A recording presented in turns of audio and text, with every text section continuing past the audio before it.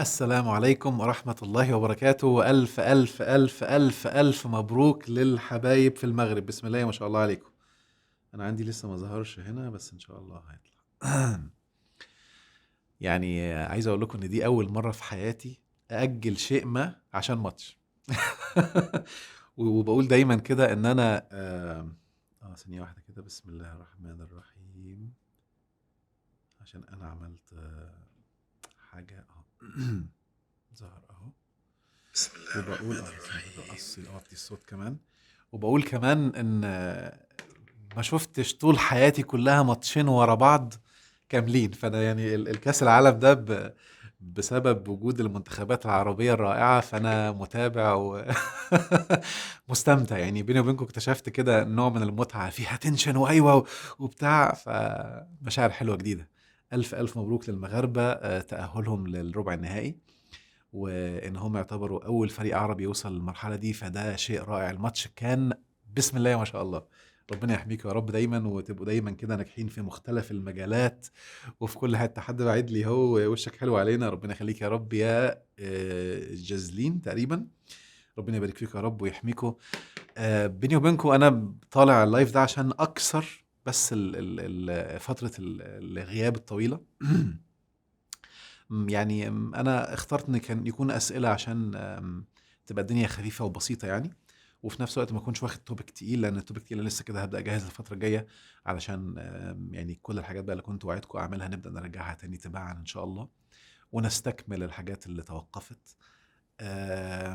عايز اقول ان يعني يمكن الفتره اللي فاتت دي حصل بعض الحاجات كتير، يعني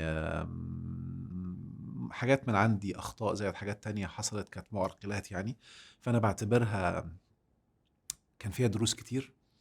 آم، في حاجات ينفع أتكلم عنها، يعني هتكلم عنها ربما يعني في وقت ما، وفي حاجات ما ينفعش لأنها مرتبطة بأشخاص. فهشوف ينفع أتكلم عنها أو ينفع أعدي من جنبها كده من غير ما أضر أشخاص أو أتكلم سلبي على أشخاص يعني. ولكن هي كانت تجربة الواحد اتعلم منها كتير، واتحط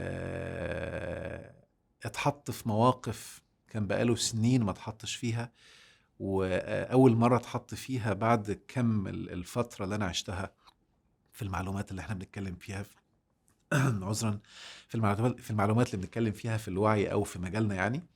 فوضعي في هذا الموقف خلاني أشوف أمور كتير من زاوية تانية خالص، واتحطيت في مواقف. عارف لما تبقى محطوط في حتة كده ان انت عارف الصح اللي تعمله ايه، وعارف ايه اللي المفروض دلوقتي تقوم تعمله.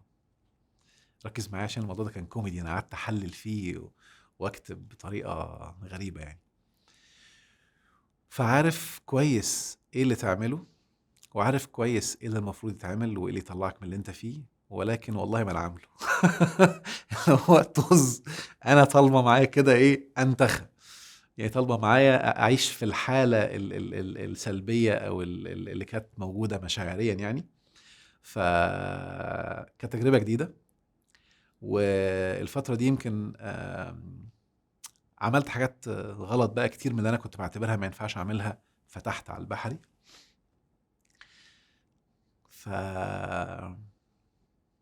زي ما قلت لكم الحاجات اللي هينفع اقولها في يوم من الايام هقولها. يمكن من ضمن الحاجات اللي انا عملتها كمان ان انا حتى في الاكل كسرت كل اللي انا كنت بعتبره خطوط حمراء. ف ويمكن حاليا بتدارك الموقف الحمد لله. يمكن من اغرب الحاجات اللي الواحد حسها ان انا لما لخبطت الموضوع في الاكل وفتحت كسرت كل الخطوط الحمراء، يعني ان انا باكل اكل بعتبره غير صحي او بعتبره حتى ضار ما ينفعش يتاكل او كده. ف جات لي فكرة كده ان انا طيب خلاص، ما انا كده كده ملخبط الدنيا في الاكل، طب ما تعملها كتجربة واعملها يعني اكسبيرمنت، تجربة يعني تقدر تشوف نتائجها وتشوف اللي بيحصل. فبدأت أسجل أوقات كتير اللي أنا كنت بحسه على المستوى الجسدي، على المستوى النفسي. يعني مثلا من ضمن الحاجات بقالي فترة طويلة سنين ما حسيتهاش إن أنا أقوم من النوم متكسر. يعني تعبان مجهد قايم كأني كنت بحارب. ياه، الواحد من سنين ما حسش الإحساس ده. وقايم عارف كأن في غشاوة كده طبقة. كنت بكلم رندا بقول انا حاسس ان انا طلع لي دهون في المخ. يعني المخ كأن الوايرز والوصلات اللي في المخ يعني حصل فيها حاجة كده، غيمت قفلت طفت كده. كانت ظاهرة غريبة وعجيبة بالنسبة لي يعني. فأنا هشوفكم حاضر وهكون معاكم بإذن الله. فمن ضمن الحاجات كمان الكوميدية جدا جدا جدا. يعني أنا إن شاء الله بالتفصيل في الموضوع ده بتاع التعامل مع الأكل والكلام ده، في حاجات هقولها إن شاء الله على السوشيال ميديا، وفي حاجات بقى بالتفصيل أنا مصور حاجات وعامل يعني عامل دوكيومنتس ومسجل حاجات فيديو وعامل حاجات مجنونة كده. هنزلها بقى بإذن الله لما أتكلم عن الوزن المثالي في يوم من الأيام لما ينزل الكورس بتاعه إن شاء الله. لأنها كانت تجربة فريدة بالنسبة لي وغريبة جدا وعجيبة جدا في نفس الوقت. ومن أكتر الحاجات اللي خلتني أستمر فيها لفترة أطول مما كنت أتوقع نظرية أنا سميتها كده، اخترعتها كده. هي مبنية على قصة قديمة من سنين كنا عارفينها ومعظمكم ممكن يبقى عارفها، بس أنا سميتها كده نظرية الزحلفة والأرنب. اللي هو الواحد عارف ان هو بيعرف يعمل كنترول، وعارف ان خلاص يا عم ده يعني ما خلاص انا هلخبط الاكل شويه وهعمل كنترول واظبطه تاني، يعني هزيد شويه في الوزن اوكي، ما انا هظبط، ما انا خلاص عارف ان انا يعني لما عاوز انزل بنزل، هو زرار انا بضغط عليه بقوم مقفل الدنيا وماسك التراك على طول. لان احيانا الواحد يبقى في عزومه خلاص يلخبط ويرجع تاني، يقعد مسافر مثلا في دوله جديده بيجرب الاكل بتاعها يقوم ملخبط اسبوع وراجع تاني. فخلاص الواحد ياما عملها قبل كده. فنظرية الزحلفة والأرنب دي خلتني أسوق فيها بقى. عارف الأرنب اللي قاعد مستني والزحلفة سبقته؟ فده اللي حصل بالظبط، إن أنا عملت فيها الأرنب السريع اللي بسم الله ما شاء الله. فالدنيا راحت سحبة. و- ومن ضمن الحاجات يمكن أنا قلتها في محاضرة هي لم تسجل يعني، لكن قلتها كانت في محاضرة اللي كانت مكتبة الشيخ محمد بن راشد، افتتاح المكتبة.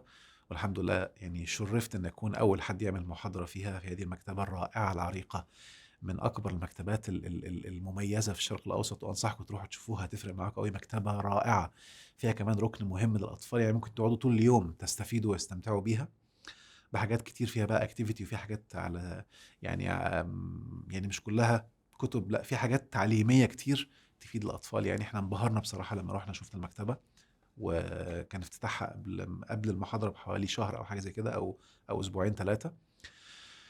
فمن ضمن الحاجات الكوميديه اللي انا عمري في حياتي ما كنت اتخيل ان انا اعملها، او مش فاكر هل كنت بعملها زمان ولا لا، والله ما انا فاكر.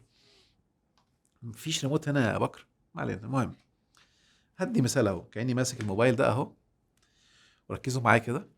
انا قاعد الساعه مثلا 3 4 الفجر، خلاص خلاص يا بكر، خلاص خلاص الموبايل هيكفي يعني. و هموت وانام. عارفين بص بسقط كده مش قادر، ولكني ماسك الريموت وعمال اقلب في التلفزيون واقلب وهموت وانام. وبعدين كأن جواه شخصين، يا ابني انت اتجننت ما تقوم تنام، هو في ايه؟ وانا طب بس استنى شويه. ايوه استنى شويه، انا مش بتابع حاجه على فكره، انا عمال اقلب ما بتابعش حاجه، وحتى مش فاتح تلفزيون، انا فاتح اليوتيوب. فعمال اقلب كده وافتح حاجه اقوم فيديو اقوم فاتحه، يخلص اقوم فاتح اللي بعديه. دخلت الاثنين لثلاثه، من ثلاثه لاربعه، من اربعه لاربعه ونص، وانا مجهد ولكني ما بنامش. طب ما بنامش ليه؟ ما اعرفش، ما بقومش انام، اتخمد ليه؟ مش فاهم. الموضوع ده حصل كتير وحصل كذا مرة، فأنا كنت مستغرب منه جدا. الحالة دي كانت عجيبة عجيبة. واكتشفت بقى ان الانواع الهباب اللي الواحد بياكله في الاكل، مع المواد الحافظة مع اللخبطة مع الالوان مع كل الكلام ده، بتعمل حاجة في السيستم النفسي. انا كنت مذهول لدرجة ان انا يعني عارفين انا قاعد ماسك الريموت كده وهموت وانام وما بنامش، وجوايا واحد عمال يحلل ايه ده. طب هو انت ليه كده؟ هو انت ليه عايز تنام وما تنامش؟ فانا بقى جوايا اتنين، واحد فيها عامل الدكتور بقى ولابس النضاره والبلطو الابيض بتاع الدكاتره، والتاني عبده الصايع اللي هو يا عم سيبك، ما كلام فاضي، بلا تنميه بشريه، بلا معلومات في الوعي، بلا هباب، سيبني انا قاعد كده وخلاص. طب قاعد ليه؟ ما اعرفش. طب بتشوف ايه؟ ما اعرفش. طب بتتابع ايه؟ ما فيش. بس المهم هو كده وخلاص، مش نايم. يعني عارفين جسمي عايز ينام، والله ما انا نايم. طيب انت تعبان والله ما هريحك، طب لو فردت ظهرك هتنام وتصحى نشيط، يخرب بيت كده والله ما انت نايم. اللي هو حالة من اعجب ما يكون، ويا ريتها يوم، ده حصلت كذا مرة معايا، وحاجات عمالة تتراكم، وحاجات كتير فوقية مهمة جدا، ولخبطة رهيبة جدا. وكأن الواحد لما مر باللخبطة اللي حصلت دي وعاش في مشاعر سيئة، وبيني وبينكم كان بقالي سنين ما عشتش المشاعر الضيقة والخنقة أو الألم اللي عشتها دي. الله يسامح بقى اللي كان السبب، يعني حد ربنا يبارك فيه يا رب ويهديه، المهم ما علينا. ف ف كأني كنت خلاص، أنا المشاعر السيئة دي عايز أعيشها، الواحد ما دقهاش بقاله فترة. ففجأة شيء جواك، أيوة اقعد شوية كده يا عم، سيبك من الإيجابية، بلاش كان فاضي والوعي بتاعك وده، خليك كده عيش. وأنا استجبت لها وسحبت، وعمري في حياتي في أسوأ، نقدر احنا بنقولها ببلدي كده، في أسوأ الكوابيس ما كنت أتخيل إنها توصل للمرحلة دي. والغريب إن تراكم بقى أحداث كمان، ما هو الواحد خلي بالكم كل ما يبقى مشاعره سيئة وعايش فيها وما بيوقفهاش بتتراكم بقى، فتلاقي كأن في خيط كده تك تك تك تك تك بأحداث كتير كمان قعدت تتلاحق من كذا اتجاه، وحاجات كنت يعني كنت ناوي أعملها وقفتها، وحاجات ما ظبطتش، وحاجات لخبطت شوية. المهم لخبطة لخبطة لخبطة. وبعدين أجي في يوم أقول خلاص بإذن الله هو شكلها كده إيه موضوع الأكل ده. يعني أنا كنت دايما عارف إن هو له سبب في عرقلة ناس كتير، بس عمري ما كنت أتخيل إنه بهذا الحجم من الخطورة الرهيبة.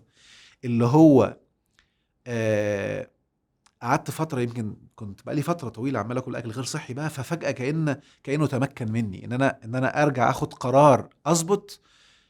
يعني الموضوع كان أغرب مما تتخيلوا، اللي هو كل ما قرر، ركزوا في اللي أقوله ده، كل ما قرر امسك تراك واكل اكل صحي اليوم ده، اقوم قايل طيب انا هبوظ الدنيا، واقوم رايح واكل اكل غير صحي اضعاف مضاعفه، كاني كنت بعاند نفسي.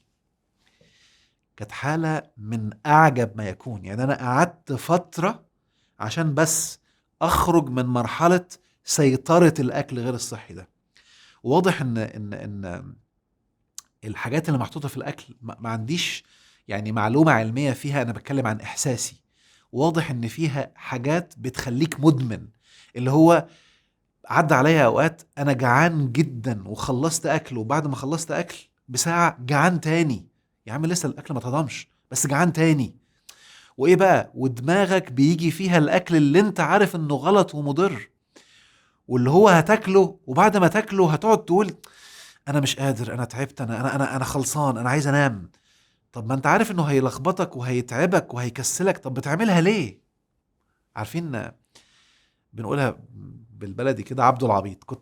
كنت شغال عبد العبيط. يعني اول مره من سنين، انا عشت ده زمان، ايام اللخبطه بقى، وايام المشاكل اللي كانت عندي في حياتي، بس اول مره اتحط في موقف ان انا ابقى غبي وعايش الغباء و... و... ومتمادي فيه. ونظام ايه، عارفين بقى البلطجه اللي انا الدنيا ملخبطه وفي مشاكل، عمال طز بقى، بص تضرب تضرب تخرب تخرب، خلاص طز، انا ماليش مزاج اعمل حاجه. وبعدين لا، تاني يوم لا ما ينفعش الكلام ده، ويمسك التراك، وبعد كده هو في ايه. عارفين كأن واحد متربط بس نفسيا، متربط عقليا. ولما تيجي في مرحله او تيجي في وقت كده تبدأ تحس ان لا، ده حتى رغم المعلومات اللي عندك يا بني آدم، ورغم الوعي اللي انت كنت فاكره مبسوط بيه ومذهول بيه قوي، لا هتبقى ضعيف، وهتبقى عارف المعلومة اللي تخرجك، بس مش هتبقى عارف تعملها. لأن في قانون أقوى هو اللي ماسك دلوقتي، اللي هو إيه؟ قانون استحقاقك للحالة دي، عشان في بعض الأخطاء حصلت وبعض الحاجات الغلط اللي انت عملتها، اللي أنا عارف كويس قوي أنا غلطت فيها إزاي وعملتها إزاي. وده أكد لي بقوة إن أنا آه هقولها إزاي، مش عايز أوضح دلوقتي، بعدين هبقى أوضح إن شاء الله. بس أكد لي بقوة إن فعلا الكون ده فيه سيستم مبني على بعضه، حاجة وراها حاجة وراها حاجة وراها حاجة. فلو أنت ملخبط حاجة من اللي بتعمل استحقاق سيء، مهما كنت عندك معلومات ومهما كان عندك وعي ومهما كان عندك فترة طويلة من النجاحات، ده هيغلب لأن القانون بتاعه أقوى. فهي قوانين أقوى من قوانين. وكان أول مرة في حياتي أدرك إن قانون الأكل من أقوى القوانين اللي بتشكل استحقاقك. ركزوا معايا بالله عليكم، أنا هاخد أسئلتكم إن شاء الله، بس أنا حبيت أبدأ بس بالحتة المهمة دي اللي أنا شايفها من أهم الحاجات ومن أهم الدروس اللي أنا خرجت بيها من الفترة اللي أنا عشتها دي. إن قانون الأكل من أقوى قوانين الاستحقاق، بمعنى إن جسمك ده مش ملكك. وانتبهوا كده بالله عليكم، جسمك مش ملكك. جسمك ملك خالقك وخالقه ربنا سبحانه وتعالى. وأي حاجة أنت هتدخلها تضر الجسم ده هيجيلك جزاء من ربك لأنك بتسيء إلى هذه الأمانة. عارفين بالظبط عاملة زي إيه؟ عاملة زي ما يكون واحد مديلي أمانة غالية قوي، والشخص ده مهم جدا وفي منصب عالي وشايفني وأنا عمال أسيء لهذه الأمانة وضرها أو مهتمش بيها، أيا كان بقى، سواء حاجة غالية سواء مخلوق، أيا كان، مش عايز أقول هي إيه، بس حاجة غالية معايا إن شاء الله يا سيدي. ألماسة، حاجة غالية جدا، خلاص، دايموند كده غالية، والمفروض أحافظ عليها عشان ما تتخربش أو ما يحصلهاش. طبعا الألماس ما بيتخربش يعني، بس ما علينا. المهم ان انا احافظ عليها، فانا اعمل ارميها واسيبها تقع عادي، مش مشكله، واركنها في التراب ومش مهتم بيها ولا مراعيها المراعاه اللي هي، وهو شايفني. متخيلين هيبقى، يعني ده انا بتكلم على بشر، هيبقى بيتعامل معايا ازاي؟ ففعلا خدت بالي ان انا موضوع الاكل ده من اخطر المواضيع اللي بتعمل استحقاق وبتاثر على الطاقه. لا تقول لي بقى دارس طاقه، ولا تقول لي بقى لما اعمل كنترول على الافكار، ولا تقول لي عندي وعي، ولا دارس معرفش مين، ولا تيت تيت ولا بتتوت، وكل الكلام كل الكلام الفاضي ده غلط. لخبطت اكلك هتبقى المعلومه عندك وعارف تعملها ازاي، ومفيش طاقه انك تعملها. وهشرح لكم دلوقتي ليه لما قعدت احلل الموضوع وبدات افهمه، وانا بحكي عن تجربه شخصيه مش قاري فيها حاجه يعني. اولا، لما قعدت ابحث بقى ورجعت لكتاب ربنا اشوف موضوع الاكل، لاحظت حاجه غريبه جدا. كمية الأوامر اللي ربنا أمرنا فيها ناكل من الطيبات، أنا انتبهت إنها كتير بطريقة ما كنتش متوقع إنها بالحجم ده. ولقيت إن حتى الأمر اللي كان بيتقال للرسل، يا أيها الرسل كلوا من الطيبات واعملوا صالحا، يعني حتى قبل العمل الصالح. ركزوا معايا، ودي كانت مفاجأة بالنسبة لي غريبة. شباب كورس الاستحقاق ركزوا معايا عشان هي مش في الدورة، فأنا يمكن أضيفها بقى بعد كده في التسجيلات بتاعت الأسابيع العملي إن شاء الله. فإن الأكل، إذا أنا أكلت أكل غير صحي هيضرب لي العمل الصالح. يعني هيضربوا لي إزاي؟ هيخليني مش عارف أعمله، هيخليني مش قادر أعمله، ما عنديش طاقة أعمله، عارف أعمل إيه بس ماليش مزاج، عارف المفروض أنام بدري، بس كمية الطاقة اللي أنا واخدها سيئة من الأكل غير الصحي هي اللي بتغلب، فهي اللي بتقود. وهتحس وانت مش واخد بالك انك بقيت تابع، بقيت مش قائد، بقيت كده عامل زي الريشة في مهب الريح. إحساس بالضعف غبي، إحساس بإنك مالكش طاقة، مش عارف تتحرك.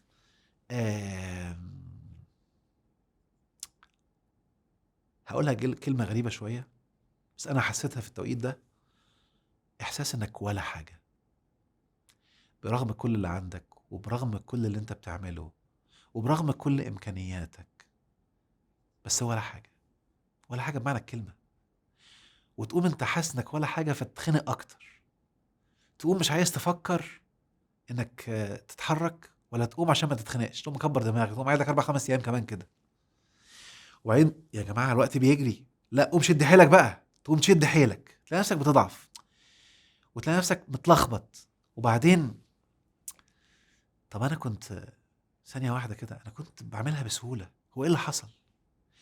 يقوم هاجم عليك افكار سلبيه، انت اصلا بص شكلك يعني خلاص، يعني انت ضعفت وما عدتش زي الاول، كبرت بقى في السن بقى وخلاص جبت اخرك بقى وبتاع، وبعدين تبدا. ودي من اغرب الحاجات اللي حصلت. الشيطان ده طلع صايع، ده انا هقعد له بس كده، انا مجهز له حاجات كده، هعمل له برنامج كامل ان شاء الله عن الشيطان قريب جدا باذن الله. ربنا يسهل، بس انا كان في نيتي ان انا اعمله في رمضان القادم باذن الرحمن، ربنا ييسر واخلصه. ما كانش هعمله حتى بعد رمضان على طول ان شاء الله، اذا ما لحقتش في رمضان ده هيبقى بعديه.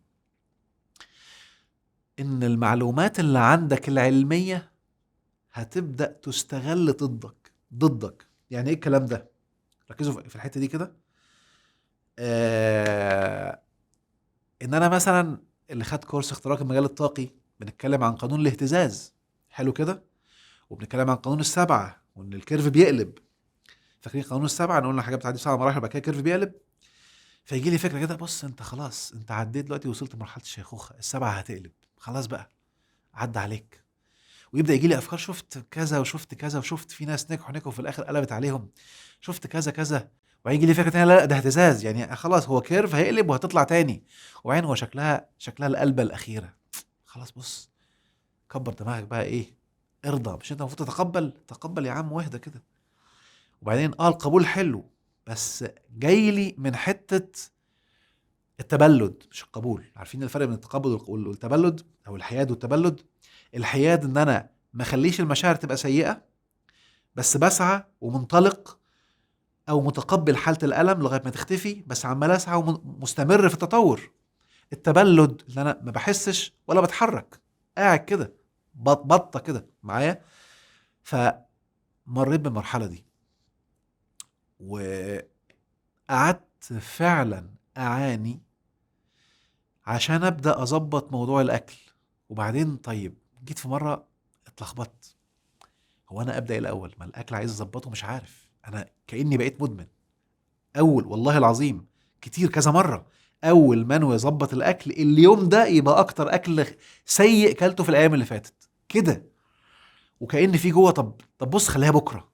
وبعدين ركزوا معايا بقى، انا ماسك مثلا بطلب اوردر، ولا رايح اجيب اكل من اماكن معينه، عارف ان الاكل بتاعها مطين بطين. ما علينا، انتوا عارفين بقى الاكل ما شاء الله، ما شاء الله، يعني تفنن في الاكل، المحمر والمشمر والمخمر كل حاجه. المهم، فانا مثلا موقف كنت بطلب فيه اوردر على الموبايل، فانا بعمل والله العظيم بعمل كده وبكلم نفسي بصوت عالي، يا ابني انت عارف ان الاكل ده غير صحي، وكأن ايدي بسرعه بتخلص تطلب الاوردر بسرعه قبل ما اخد قرار لا، وتك وبيمنت، وخلص البيمنت وادفع وابص كده واضحك. طب يلا بص، الاكل قدامه بتاع 45 دقيقه على ما يوصل، هترجع في كلامك ولا لا؟ طب بص، انا ما طلبتش ام علي، يخرب يا ابني مليانه سكر. يا ابني سكر، مفيش فايده. وبعدين يوم ايه بقى، انا زمان كان فاكرين بقى لما كنت بحكي لكم زمان بقى، كان عندي مشاكل، كان عندي ربو، وكان عندي حبوب بتطلع في البشره، وكان عندي حساسيه وضيق تنفس والكلام اللي كان بيحصل ده. فجاه بدات ترجع الحساسيه، وبدا يبقى عندي رشح كتير وعطس وكحت. لا لا لا لا لا لا. اركب الطياره، انا كنت مثلا من زمان كنت اركب الطياره، لازم لو انا بحب انام في الطياره دايما يعني، فلازم لما انام في الطياره اصحى النص ساعه بعد الصحيان، لازم يكون في علب مناديل جنبي، مش علبه واحده. والموضوع ده اتقطع بقاله سنين 9 سنين مثلا، بدا يرجع تاني. الله الله الله الله الله، احمد لا لا. وبعدين ايه بقى، يقوم جاي لي فكره، بص يا احمد، وشكلها سوري في اللفظ، مش هقولها يعني عشان لفظ وحش، الحاجات اللي كانوا بيحطها لك في المناخير عشان تستدكوا البي سي ار تيست والكلام ده. والله شكل كورونا عملت ريست للسيستم يا ابني، انت ملخبط نظام، انت بقالك فتره ملخبط النظام. وحاجه مهمه كمان بقى، قلتها في قوه الكلمه والتفكير لو تفتكروا. عارف لما قلنا في قوه الكلمه والتفكير ان اللي عارف المعلومات وبيعمل الغلط، الجزاء بتاعه بيبقى اعلى من اللي ما يعرفش المعلومات ويعمل غلط. وان ده التفسير اللي من وجهة نظري الاصح، لان اشد الناس بلاء الانبياء، ثم الامثل ثم الامثل. ده المعنى اللي انا شايفه حقيقي، بسببها بتكلم في البلاء السلبي يعني.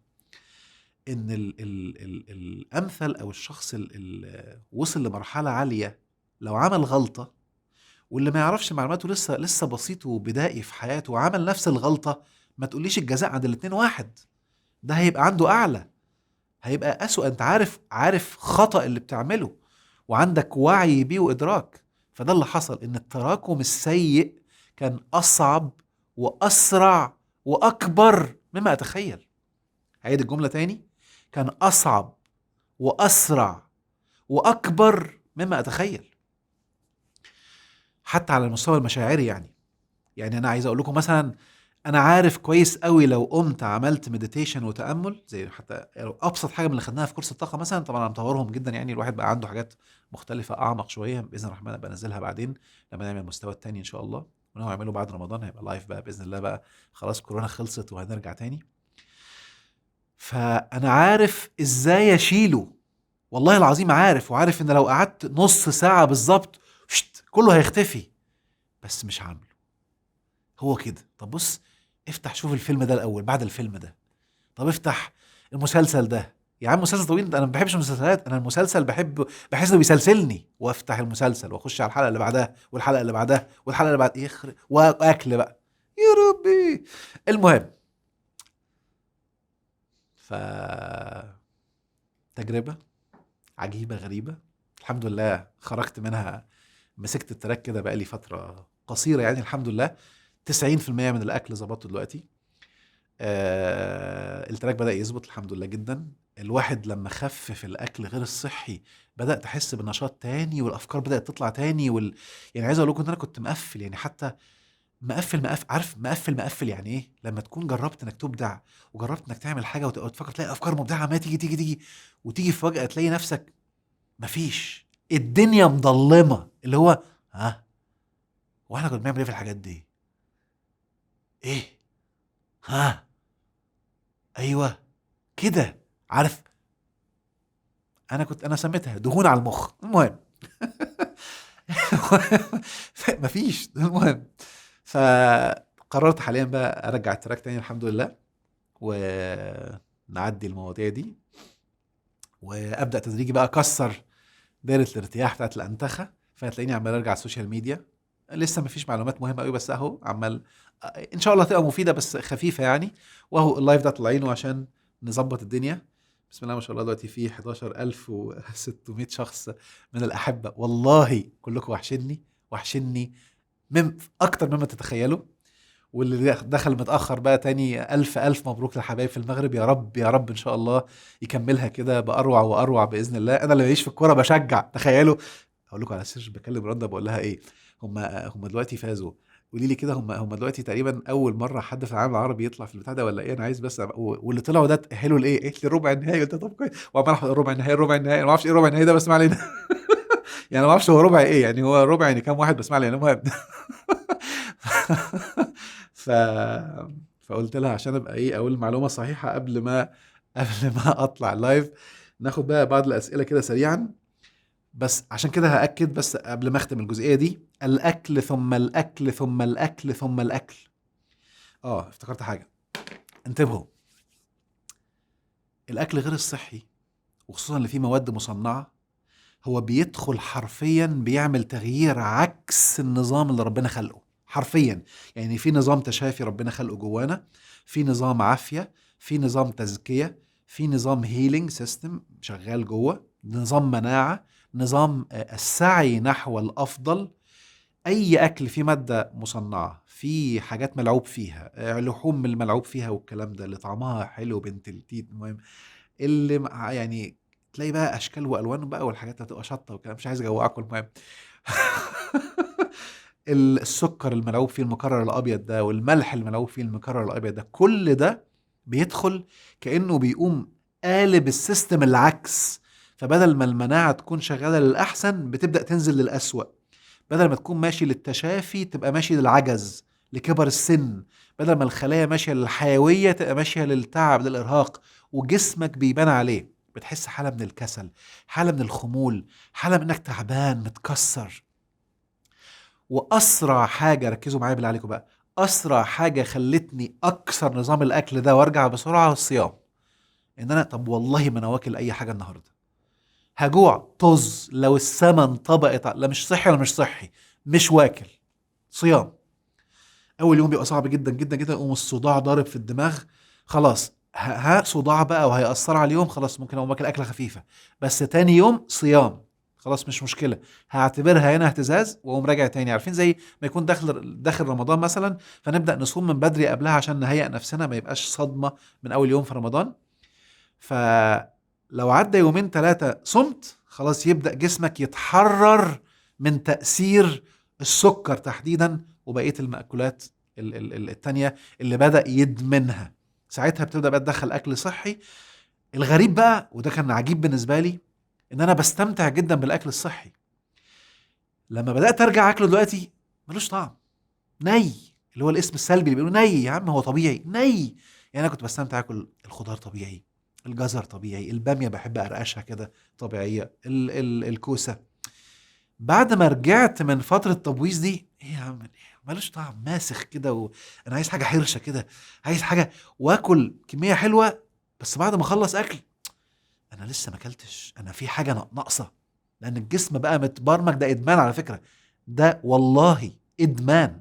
هعيد الجملة تاني، والله ده ادمان. لما تاكل الاكل اللي ربنا خلقه الطبيعي من غير اي تلاعب، وتحس ان لا لسه محتاج حاجة مملحة، حاجة حرش، حاجة كذا، ده ادمان. اكسر العادة دي، سيبها 3 ايام بالكتير، 3 ايام 4 ايام ماكسيمم، هتلاقي جسمك فجأة ما عادش محتاجها بالصورة دي لو تغلبت عليها. حلو كده. محتاج سكر، كل تمر، كل تين معايا، عشان خد معلقة عسل، ادي حاجة طبيعية بس توازن لغاية ما تلاقي نفسك تدريجي كسرت الحالة دي. وده اللي عملته الحمد لله. فلما جبت ال3 ايام الصيام دول قدرت امسك الدنيا واظبطها، وتدريجيا بقى عمال، مش هقول بقى رجعت 100%، ولكن الحمد لله ماسك التراك بصورة رائعة. فقررت بقى فرصة مع مسكة التراك بقى أبدأ أرجع كل الحاجات اللي ناقصة. وكان عندي تأخير في كورس الاستحقاق الأسابيع الأخيرة، خلصت الحمد لله، خلصت 90% منهم. لسه بس أسبوعين بإذن الله هسجلهم، بس لما أرجع عندي سفرية كده هرجع أسجلهم، فيبدأوا ينزلوا تباعا إن شاء الله. بس لسه أسبوعين، لأنهم محتاجين تركيز بقى ومخمخة، وعايز أكون عامل مديتيشن قبلهم، وعايز أكون في كامل طاقتي 100%. فأنا هأخرهم، مش هسجلهم لما أجيب طاقتي، عشان بس ما تزعلوش. اخر بس اسبوعين ان شاء الله في العملي بتاع الاستحقاق. انتوا بس اشتغلوا، طبقوا اللي معاكم لغايه بس اخلص الاسبوعين دول ان شاء الله. لان بس اسبوع كمان التسبيح بالحمد ده مهم جدا، فانا عايز اكون فايق له، لان في مديتيشن قوي. لو انا ما كنتش في الطاقه دي مش هسجله، فانا عايز اجيبها واسجله. فان شاء الله هتاخر شويه عليه، يعني ممكن اسبوعين 3 كمان، بس باذن الرحمن خلاص مش هيبقى اكتر من كده ان شاء الله. وانتوا هتكون على ما ينزل الاسابيع الجديده، ما هتكونوا على ما توصلوا كنا سجلتوا ان شاء الله. ده للشباب اللي خدوا كورس قوانين الاستحقاق. المهم الجزء بتاع او الحلقات سجلة القرآن، انا اتأخرت جدا. الجزء اللي في الاول كان تمهيد وتفتيح مخ ودعوة للتدبر والابحاث والكلام ده.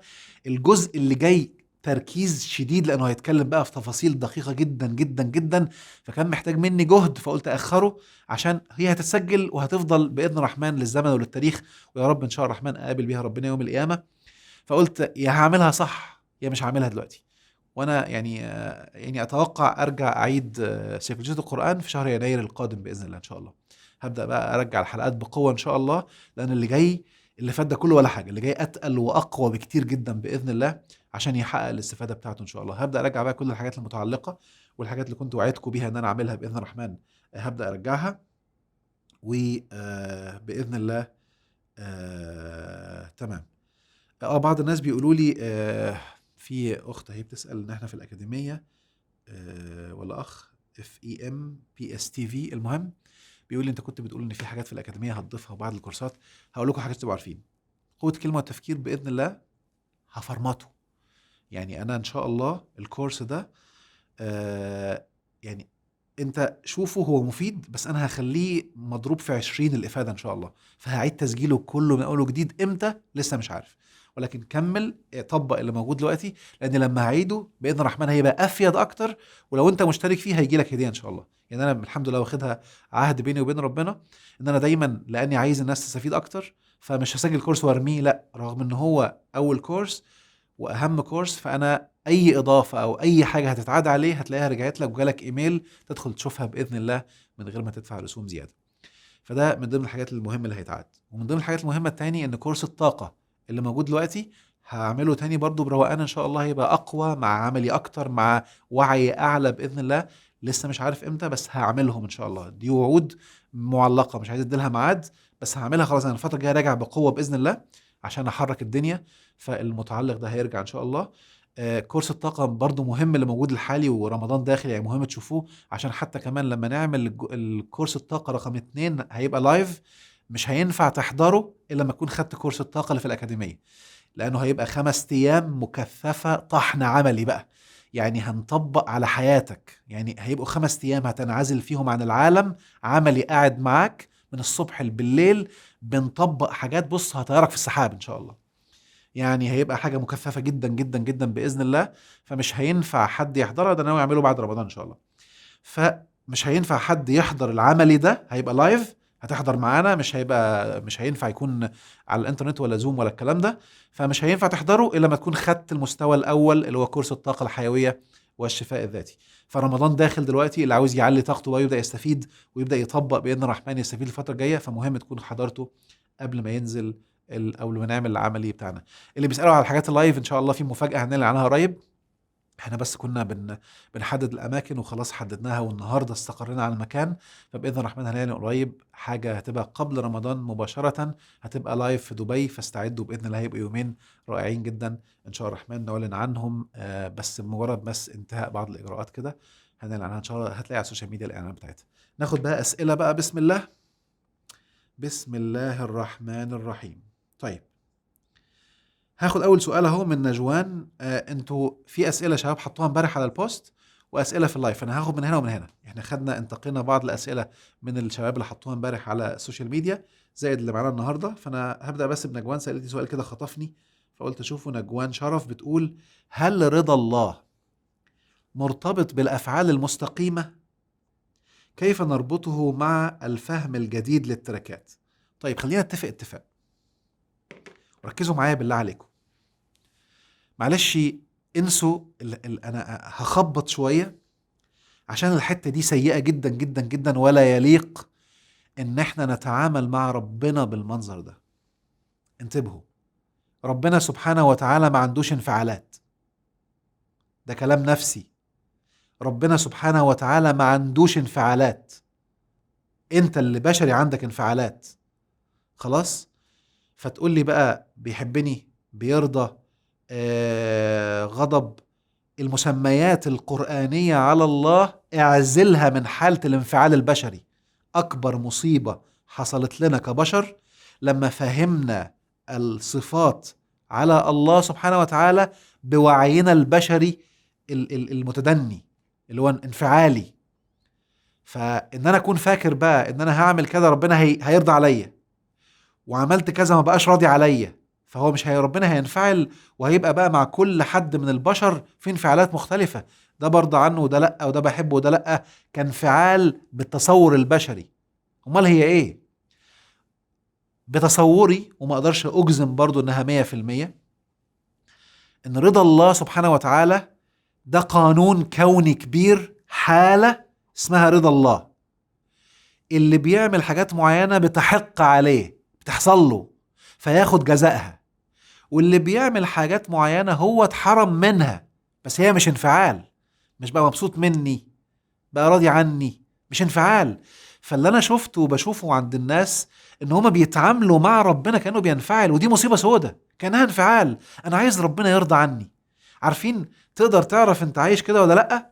لما تلاقي نفسك عندك مشاكل تقوم حاسس انك مش عايز تعمل العبادة، مش عاملها بقى، كأنك يعني انا زعلان منك، وتحس ان انت كمان عملته بانفعالات. طب انا مخصمك بقى، طب انت ما انت عملت لي كذا، طب والله العظيم ما انا مصلي. ان انت بقى داخل معاه في داخل معاه في حالة من الندية، مشاعر بمشاعر، وهي مش كده خالص. اقرب تصور، هدي مثل يوضح الصورة في الحتة دي، واشكرك يا نجوان على السؤال ده، ربنا يحميك يا رب. اقرب تصور، لو انا النهاردة قلت الموبايل بتاعي ده مثلا اهو، ده موبايل مثلا ابل، ولو حتى عنده موبايل سامسونج ولا اي موبايل تاني بقى، شاومي ولا اي موبايل تاني، المهم الموبايل ده الشركة اللي عاملة سيستم لو انت التزمت بيه هيبقى الموبايل مظبوط وماشي كويس ويمشي بأروع مما تتخيل زي ما انت عايز. وبالتالي انتبه بقى، لو سمينا ان الموبايل ماشي كويس لو سميناه الشركة راضية عنك. خلاص، انا بدي مثال عشان يوضح الصورة.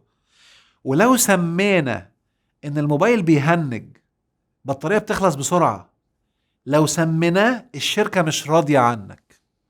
حلو كده؟ فهم حالتين، في قانون رضا موجود وقانون عدم رضا.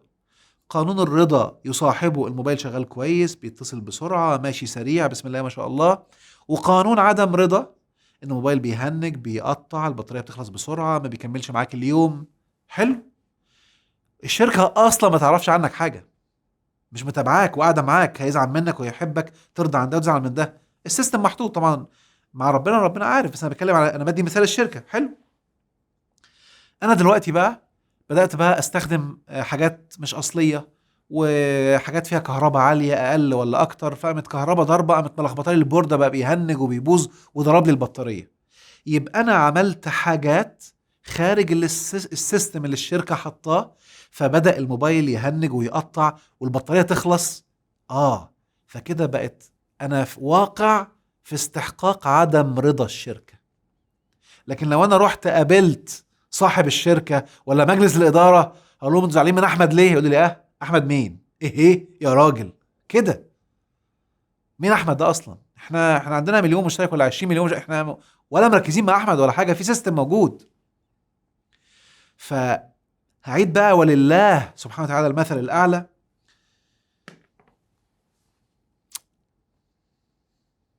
جات لي فكرة كده، او افتكرت حاجة اقولها بعد شوية.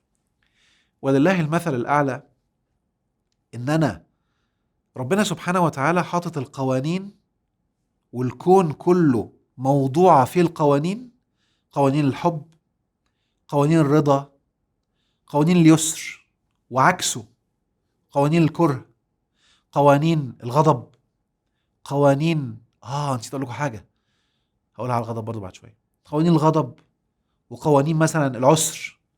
انا عملت حاجات، والحاجات دي ماشيه مع قوانين الرضا، مع قوانين اليسر، هيحق عليها اليسر، هيحق عليها الرضا، يبقى الان ربنا راضي عني. بس ربنا ما ينفعلش. عملت اشياء من عكس القوانين دي، يبقى ربنا غضبان عليا، بس ربنا ما ينفعلش. ده مش انفعال. خلاص كده، ده مش انفعال، انا واقع وفق المنظومه، السيستم اللي ربنا حاططها. المنظومه دي بقى، ركزوا معايا، هقول معلومه خطيره جدا وعديها لو ما اقتنعتش بيها. المنظومه دي قوانين مصمته ولا قوانين لها وعي؟ كينونات حيه. انا شايف انها كينونات حيه لها وعي. خلاص، اقتنعت ما اقتنعتش مش مشكله، تسميها ملائكه بقى، تسميها قوانين اعلى من ملائكه، المهم انها كينونات واعيه. خلاص كده، ليها وعي، بتتعامل مع الافراد وفق السيستم اللي ربنا حطه، ففيها وعي.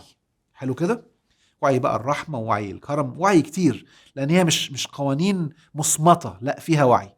وعي اللي هو مثلا ايه، انك لو غلطت مره وانت مش واخد بالك تفوت ما هياش مصمته زي الكمبيوتر يعني. المهم، وده من عظم ربنا علينا سبحانه وتعالى.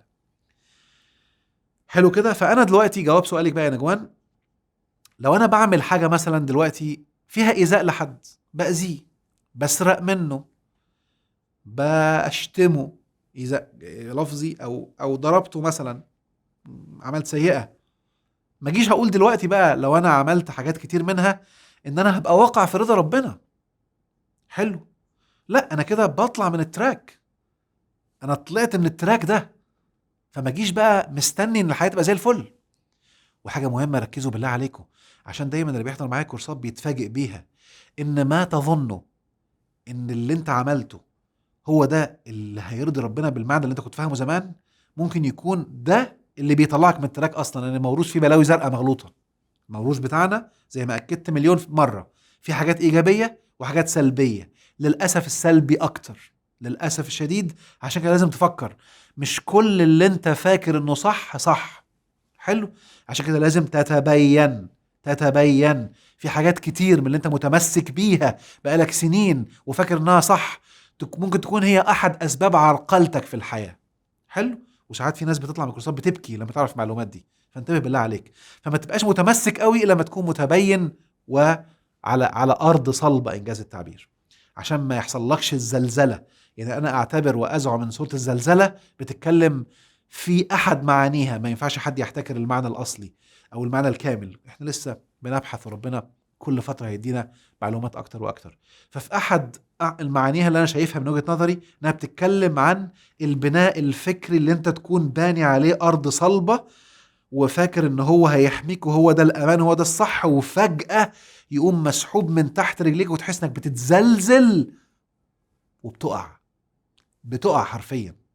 فإذا زلزلت الأرض زلزالها، اللي انت كنت فاكره أرض وواقف عليه وفاكر انك زي الفل بيتزلزل من تحتك. وأخرجت الأرض أثقالها، كله هيبدأ يخرج، والحاجات اللي كانت متقلة وموقعاك وشدك تحت كله هيبدأ يخرج. لأن انت كده لما بتبدأ تعمل زلزلة، ما هي مراحل الوعي ايه؟ يجيلك فكرة إيجابية تزلزل لك الفكرة السلبية، فالفكرة السلبية تبدأ تخرج الأرض بتتزلزل، بتطلع كل اللي جوه. لما هيطلع كل اللي جوه اللي كان موقعك ومنيمك جوه ملخبط لك الدنيا، يبدأ ساعتها يحصل تحديث للأخبار. يومئذ تحدث أخبارها بأن ربك أوحى لها. أنا شايف إن ده أحد المعاني العقلية اللي بتتكلم على الحاجات اللي في الدماغ، وده لا يمنع طبعا المعاني اللي هتطلع بقى فيزيكال في الآخر، يعني في آخر أيام الأرض إن شاء الله. ده لا يمنعها، أنا بتكلم عن الإسقاط النفسي بتاعها. المهم، فلما أنا أكون ببص لها كده وشايف إن أنا يعني مش هفضل ماسك في حاجات اللي لما أكون بتبين وأكون بتفكر، فأنا بحمي نفسي من الحتة دي. هكرر بقى، في ناس كتير بقابلهم لو سألتك النهاردة قلت لك دلوقتي إيه اللي أنت لو أنت عملته ربنا هيحبك وربنا هيبقى راضي عنك، ممكن اللي أنت كاتبه ده يطلع 70% منه غلط. 70%. حلو كده. وحتى لو كتبت فعل صح ممكن تكون طريقتك في عمله غلط. فلازم كل فترة تجدد، تتبين، تتأكد، وخصوصا إذا ما كنتش لاقي النتائج في حياتك. حلو كده.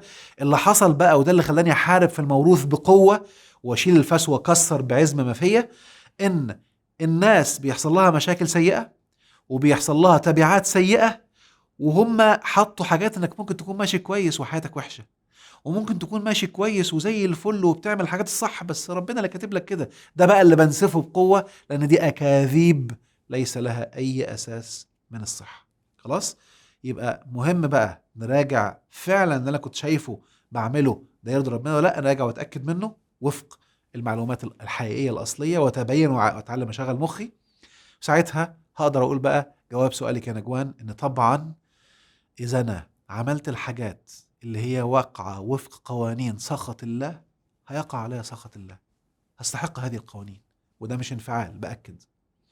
وانا بتكلم بقى قلت لكم في فكرتين جم في دماغي، فكره محرجه شويه هقولها بما اننا بنتكلم بصراحه بقى. انا بحب الصراحه وبحب الناس يحسوا التجربه الحقيقيه. مش عايزين نتكلم كلام نظري ولا احنا ملايكه ولا كل الكلام الفاضي ده، بالعكس احنا بشر وممكن نغلط وممكن نعمل بلاوي وممكن نعمل اخطاء وممكن نرجع تاني وممكن نفوق وممكن نقوم تاني وممكن نقع تاني وممكن بعد ما اقول لكم الكلام ده كله ارجع وممكن اكل صحي غير صحي تاني وواقع تاني. احنا بشر.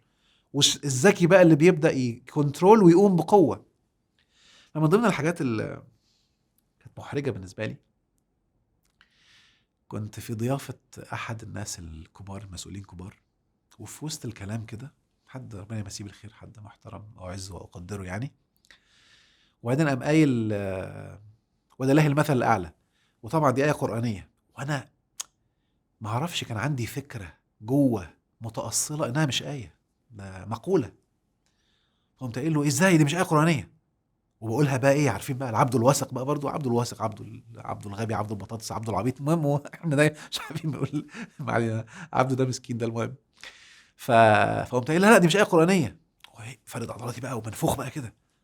فقام قايل لي لا ازاي دي آية قرآنية، وانا بقول له لا.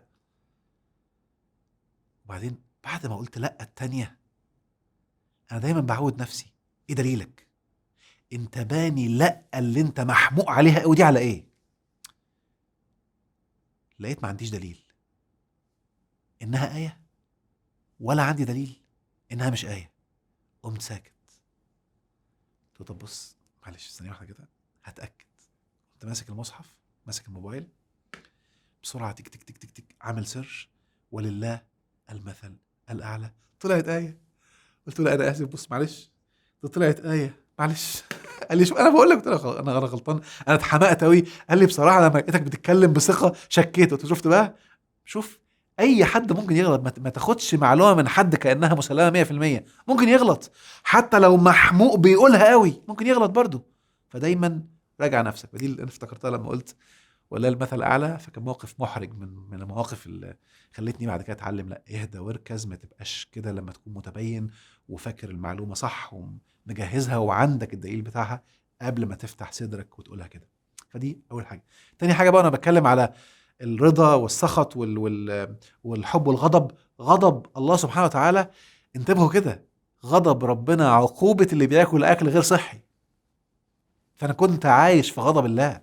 يعني أنا أزعم إن أنا الفترة اللي فاتت قطعت عنكم فيها من آخر حلقة من حلقات الحلقة 12 من سيكولوجية القرآن، جربت غضب ربنا. استغفر الله العظيم يا رب. يعني عشت كده وجربت الحالة بتاعته تبقى عاملة ازاي، حالة الدربكة واللخبطة والتوهان والضياع والدنيا تضرب تقلب وتك تك تك تك تك تك تك. جربته، عشته. كلوا من طيبات ما رزقناكم ولا تطغوا فيه فيحل عليكم غضبي ومن يحلل عليه غضبي فقد هوى. انسى، لا علم ولا شهرة ولا نجاح ولا كلام، هتقوم زيو على طول. وده اللي حصل للعبد الله اللي قدامكم ده. فالحمد لله الواحد بسرعة تدارك الموقف. مش بسرعة قوي يعني، خلينا اقولها بسرعة بس مش بسرعة قوي. ففعلا انا كنت بعمل حاجات ملخبط الاكل، كنت عايش في الغضب. بس مش معنى كان ربنا عنده انفعال وغضبان مش كده خالص. اوعى تفهمها كده، خلاص. اوعى تسقط تاني، اوعى تسقط كلام على الله بمعاني بشرية. مهما تكلمنا عن الله اعرف ان فهمك ده ممكن لا يتعدى 1 في المليون. بس احنا بنحاول نفهمها بوعينا البشري عشان نكون عندنا تصور نتعامل ازاي في هذه الحياة وفي هذه الرحلة الأرضية. ما شاء الله عليكم. بقينا دلوقتي 12400. ربنا يحميكم يا رب. طيب انا هاخد بقى اسئلة من الناس اللي حطوا اسئلة امبارح. بسم الله الرحمن الرحيم. رندا بعتت تقول لي سلحفه مش زحلفه. احنا بنسميها زحلفه بقى. احنا خليه بساط احمد يا رندا، بتصلحني رندا. احنا في لحظه مصارحه بقى. سحلفه احنا بنسميها زحلفه، وانا من صغري بنسميها زحلفه. انا عارف ان اسمها سلحفاه بالفصحى، بس انا بقولها زحلفه. واحنا عارفين كنا بنسميها كده واحنا صغيرين. أنا حد يقول لي احلف اقول له وحياه الزحلف اللي عمره ما يحلف. استغفر يا رب يعني. بس احنا كنا بنقولها كده واحنا صغيرين. طيب، حد هندز كيرلي بتقول لما تحس انك عالق في مكانك فترة وتبغى تطلع فوق بس انت قاعد تشتغل على نفسك داخليا وتشعر انك بتتملي من جوه عشان تنطلق بره، هل الشعور ده صحيح؟ ان انا اتطور وانضج داخليا بشكل مرة جميل ومبسوطة فيه، لكن ظاهريا ما في نقاط تطور خارجية في العمل مثلا، وبانتظارك الجميل. ربنا يخليك يا رب يا هند. طيب طبعا بصوا بقى، شيء طبيعي ان في مرحلة التطوير انك تشتغل جوه قبل بره، خلاص. وشيء اجمل انك بعد ما تشتغل جوه تبدأ تتحرك بقى وتاخد خطوات بره. لكن على حسب انت كنت فين وعلى حسب جوه كان عامل ازاي.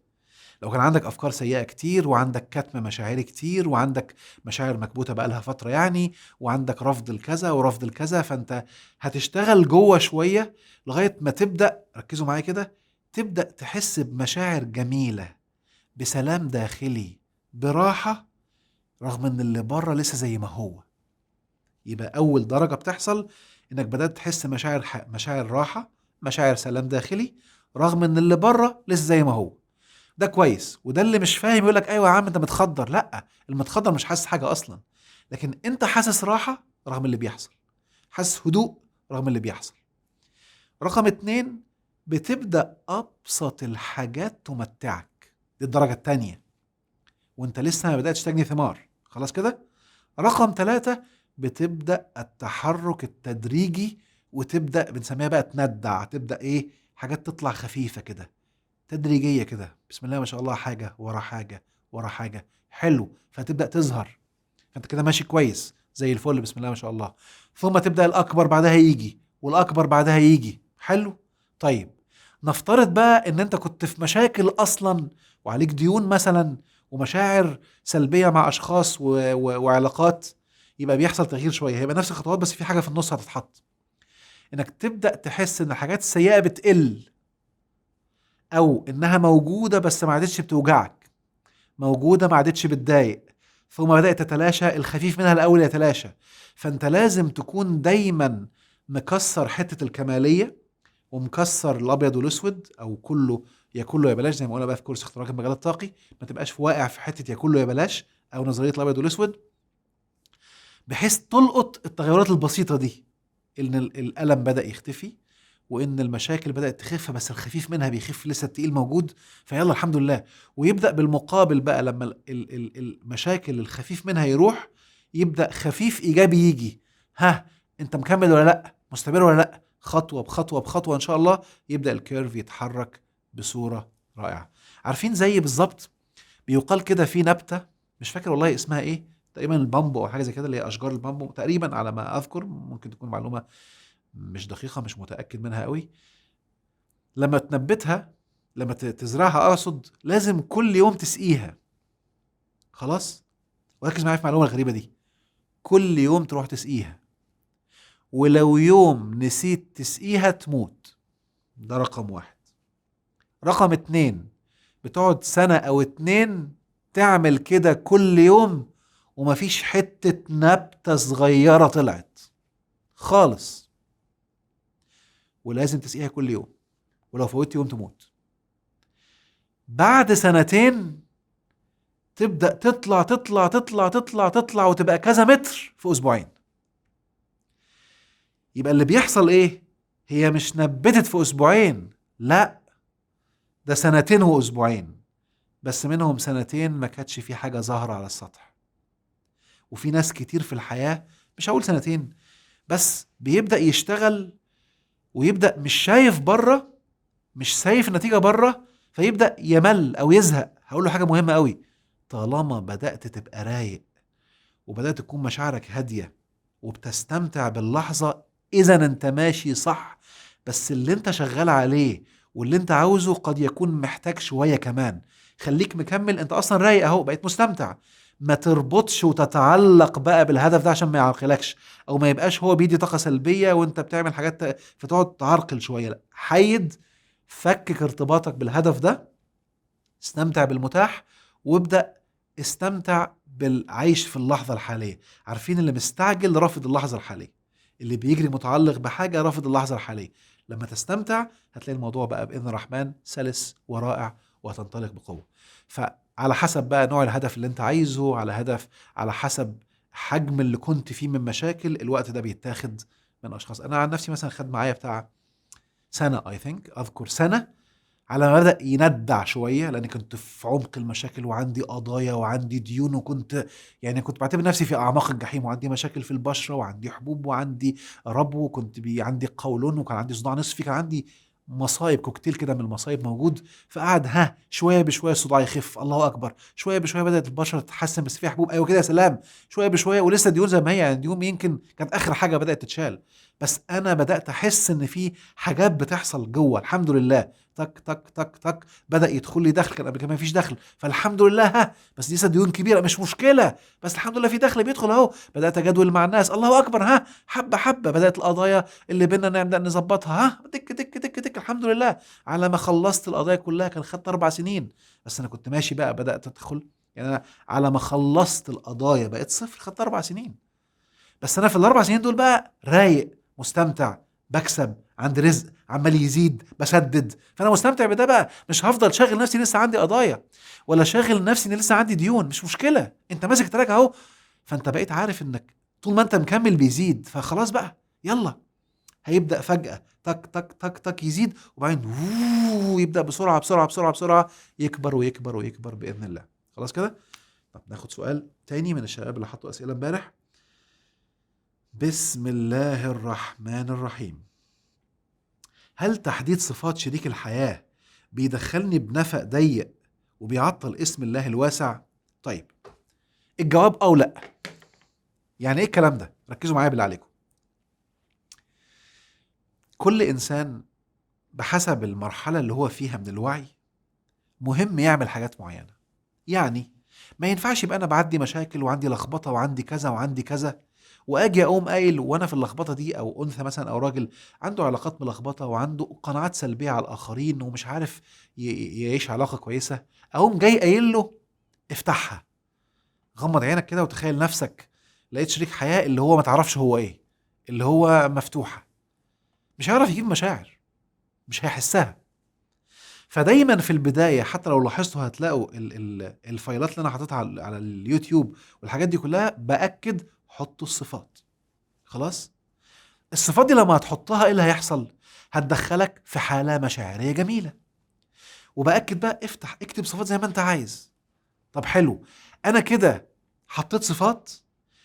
لو ركزتوا بقى في السؤال، هل انا بقى حجمت؟ ما ممكن يكون في حاجات اعلى، طبعا ممكن يكون في حاجات اعلى، بس عشان اخد الاعلى مهم اعمل المرحله دي في الاول.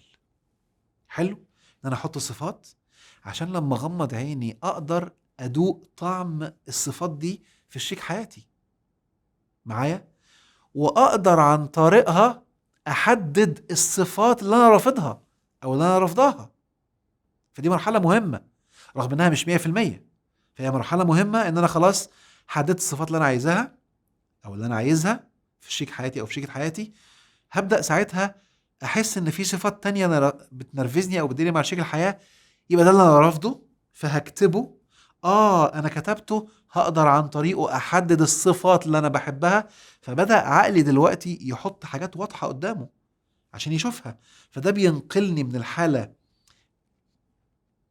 خلينا اقولها، ان الشخص لما يكون منغمس في مشاكل بيكون ماديا، بنسميه العقليه الماديه، بتبقى الماده اللي بتحكمه، الشكل اللي بيحكمني، جسمي، شكلي، بشرتي، شنطتي، لبسي، الكلام ده كله. فما تجيش 100% تدخله طاقه بقى وروحانيات، مش هتركب. لازم تعديه ببريدج او بكوبري، بليفل، بسلالم. فخد دي الاول، مع انها مش احسن حاجه، هي مش غلط 100% ولا صح 100%، بس مرحله ايجابيه بتعديك. خلاص، اللي بيبدا يعمل كده اصلا، ركزوا معايا بقى، اللي بيبدأ يحدد الصفات ويبدأ يعيش المشاعر، كل ما المشاعر تكون إيجابية أعلى أنت ستقاد لأنك توصل للمعلومة الصح. يلا يا سيدي، يعني نفترض ان انا مثلا عامل كورس اسمه اختيار وجذب شريك الحياه، بتكلم فيه بالتفصيل بقى جدا بقى بتعمق اكتر، ومبين الفرق بين الاثنين وازاي نفتحها اكتر من غير ما نحط صفات بوضوح، وازاي نبقى اعلى واعلى واعلى، وازاي نستخدمها من اسماء الله تبقى اعمق واكتر بكتير فتعلي الوسع على الاخر. نفترض ان الشخص شاف فيديو على اليوتيوب ولكنه ما حضرش الكورس ده، بس بدأ يطبق الصفات في شريك الحياه. انا كده حطيته على التراك. هو من تطبيقه بقى بيبدأ الوعي عنده يعلى، ويبدأ الإدراك عنده يعلى، فحتما من عيشه لهذه المشاعر ربنا هيوقعه في حاجات إيجابية. ممكن يسمع معلومة من حد غيري يقولك لأ، مثلا حد يطلع يقولك إيه غلط تحط شريك الحياة، سيبها واسعة. يقوم قاعد كده يقول تصدق أنا ليه عامل كده، ما أنا خليها واسعة. يقوم داخل المرحلة التانية. حلو، أنت كده عديت البريدج، خلاص نقلتك من الحالة دي للحالة دي. حلو كده، فخدت المعلومة. حتى لو ما حددلكش، انت وعيك بقى عالي. لو ما عندكش معلومة، خرجت وحسيت مشاعر مع الصفات اللي كنت حاططها، دلوقتي فتحتها. حلو، انطلق، مفيش مشكلة معايا.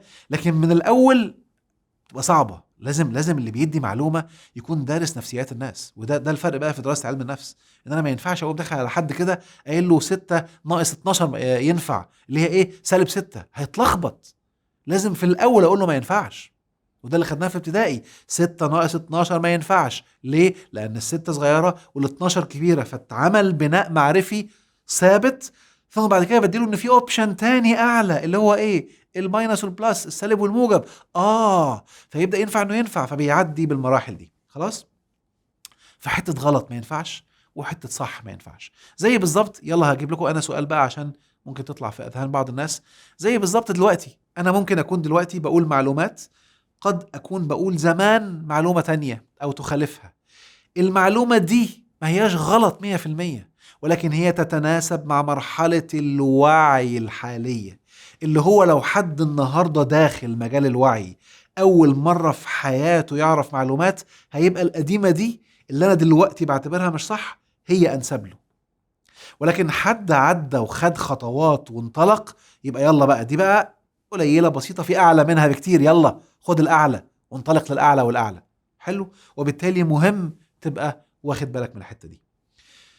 ناخد سؤال تاني. بسم الله الرحمن الرحيم. احنا كده بقالنا قد ايه لايف يا شباب؟ قولوا لي كده، احنا طالعين لايف بقالنا قد ايه؟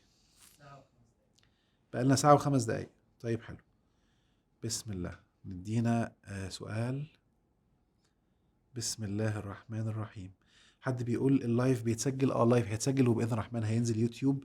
ولو سمحتوا اللايفات دي ما حدش ينزلها عنده على قناته، لان بعد كده لما تنزل يوتيوب لو حد منزلها ممكن يحصل له مشكله. الشباب بيشتغلوا فبيكرفوا الحته دي. هيتسيف على انستجرام ان شاء الله، وهينزل على اليوتيوب على قناتي على اليوتيوب. طيب بسم الله. بسم الله الرحمن الرحيم. بسم الله. فين حد بيقول لي والله اهمال الاكل مش فاضيه، كله معلومات وتطبيق. لا اوعي يا باللسانه، اوعي، لازم الاكل. طيب سؤال تاني. بسم الله الرحمن الرحيم. كيف اعرف اعتراض اهلي للزواج خير ليا ولا لا؟ طيب بصوا بقى يا زيهيلي وان، انتوا اساميكوا عسل. ايه الاسامي المقلقعه دي؟ ما علينا. المهم حد بيقول لي عدت الساعه زي النسمه، ما حسيناش بيها. ربنا يبارك فيك يا رب. كان دقيقه والله العظيم، وانا كمان ما حسيتش. يعني انا خدت بالي لما حسيت ان صوتي اتاثر. النهارده كان عندي يوم حافل حاجات كده وجلسات وكده يعني فانا حسيت من حنجرتي ان في حاجه غلط حاصله. المهم ضغطت عليها كتير النهارده. بسم الله. قول لي في حاجه غلط ولا ايه؟ ميه؟ لا مفيش داعي. ولا اقول لك هات لي ميه، لو في ميه هات لي ميه. المهم كان السؤال ايه؟ بسم الله. ازاي اعرف ان رفض اهلي للجواز، هات لي ميه قايل، رفض اهلي للجواز ده خير ليا ولا مش خير ليا؟ بصوا بقى، ركزوا معايا بالله عليكم، خدوها قاعده كده يعني اساسيه في الكون. خلاص، كل تفصيله ربنا خالقها في الكون هي خير. هعيد الجمله تاني. احذف احذف احذف احذف احذف احذف احذف احذف. شكرا. بسم الله.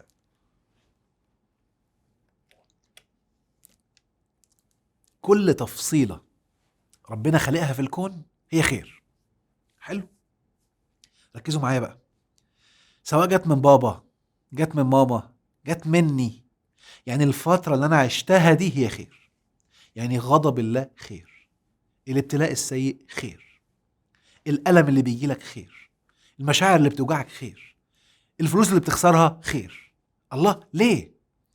لأن ربنا خلق الكون بمنظومة احنا بنتعلم منها. انت جاي بتتزكى، وبالتالي في ناس بتتزكى بمعرفة المعلومات، وفي ناس بتتزكى بالتجارب، وفي ناس بتتزكى بالألم والوجع لأنه عمال يسوق فيها زي حالاتي كده لما سوقت فيها وكبرت دماغي. فأنا خلاص بقى، طب خد بقى وجع بقى عشان تفوق بقى وتقوم معايا. فأنت بتقوم وتلاقي وعيك علي، وعيك اختلف عن الأول بكتير. يعني انتوا أكيد هتلاحظوا إن شاء الله الفترة الجاية الموضوع هيختلف تماما. أنا حتى ملاحظه على المستوى الشخصي. وبالتالي هتلاقي نفسك قمت خضت تجربة مشاعرية جديدة بمواقف جديدة فتعلمت منها، فهي 1,000,000% خير حتى ولو كانت بتوجع. الوجع ده مفيد ليك في التوقيت ده، الألم ده مفيد ليك في التوقيت ده. وخد المفاجأة، انت في الحالة دي بتعمل حاجة من 2 ملهمش تالت. يا تبقى مدرك ان الألم مفيد ليا فتعيشه، تحسه، تتوجع بضمير، انجاز التعبير اللي هو بحب اقولها كده. عايز تحزن، احزن بضمير، احزن بضمير، عيشه، تذوق الألم، عيش التجربة. هو جاي يعمل لك حاجة، طالما انت اتألمت اذا هو مفيد ليك في الحتة دي، عيشه بقى. فانت لما هتعيشه هيحصل نضج ما في عقلك، ينور لك حتة، يطلعك اعلى وينهي الموقف ده بإذن الله. رفضت تعيشه فانت عمال تراكم الدنيا عليك وتزوده. كل مرة ترفض فيها تعيش الألم بتستحق يبقى ألم 10%، ترفض الألم 10% بتستحق يبقى ألم 20%، ألم 50%، ألمين، 3 أنواع من الألم، 4 درجات، 5 أضعاف، 6 أضعاف بكل مرة بترفض. وصدقني رفضك لأنك تعيش الألم هو تأخير لانفجار الألم. هينفجر في يوم ما، ينفجر بقى بمشاكل وأمراض كبيرة وحاجات خطر وتعيش الألم برضه، ينفجر بأحداث ومواقف تصدمك وتزلزلك. فأنت عمال تأجله تأجله تأجله لغاية ما تفجره أضعاف مضاعفة. طب ليه ما تعيشوا من بدري؟ لو عشتوا من بدري، رقم 1 هيرقيك ويوعيك وتطلعك بسرعة.